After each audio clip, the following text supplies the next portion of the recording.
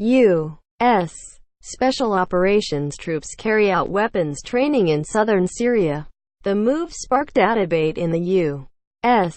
government over whether American allies would object to the U.S. military's altering computer networks abroad. The Washington Post reported in May, some intelligence officials argued that using such weapons in other countries could jeopardize the cooperation of international partners on which U.S. law enforcement and intelligence agencies depend. But the cyber attacks were approved and launched anyway, and the campaign recently received the full-throated endorsement of Army Gen. Raymond A. Tony Thomas III, the head of U.S. Special Operations Command. When combined with traditional military operations, Thomas said, the cyber strikes culminated in the destruction of that adversary on an epic scale.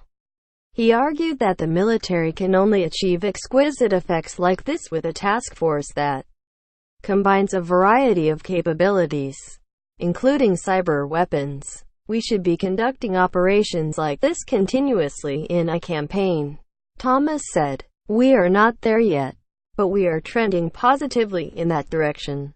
More every day. Subscribe to the Postmost newsletter. Today's most popular stories on the Washington Post. Thomas did not describe the operation in further detail. His spokesman, Navy Capt. Jason Salata, said he could not expand on the comments because of the operation's sensitivity. In May, ADM Michael S. Rogers, who oversees U.S. Cyber Command, told the House Armed Services Committee's Subcommittee on Emerging Threats and Capabilities that he created Task Force Ares to coordinate the efforts of Cyber Command with other U.S. forces in the fight against the Islamic State. As the Post has reported, the campaign focused at least in part on preventing Islamic State propagandists from accessing their social media accounts by changing passwords. U.S. forces also deleted the Islamic State's battlefield videos from the internet. Thomas' support for cyber operations is an encouraging sign, signaling that the military has overcome concerns within the intelligence community, said Eric Rosenbach, a cyber warfare expert who served as Carter's chief of staff during Carter's tenure overseeing the Pentagon. It's essential for the United States to use offensive cyber operations in a smart way against ISIS and other terrorist organizations because those organizations are so connected to the information environment, Rosenbach said. The mission Thomas described sounded like exactly the type of operation that we should be doing, Rosenbach said.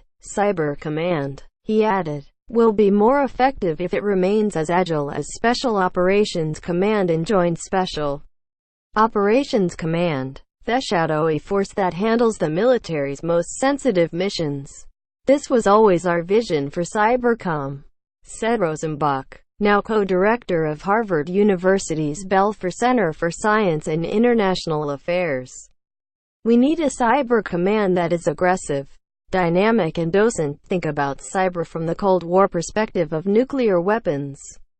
James A. Lewis, who studies the intersection of warfare and the Internet for the Center for Strategic and International Studies, predicted a wrestle for control of cyber resources in the future. My concern, he said, is that Special Operations Command is very much in the anti-jihad campaign. And that may not be the strategic threat. This isn't the only thing Cyber Command needs to do. Ellen Nakashima contributed to this report.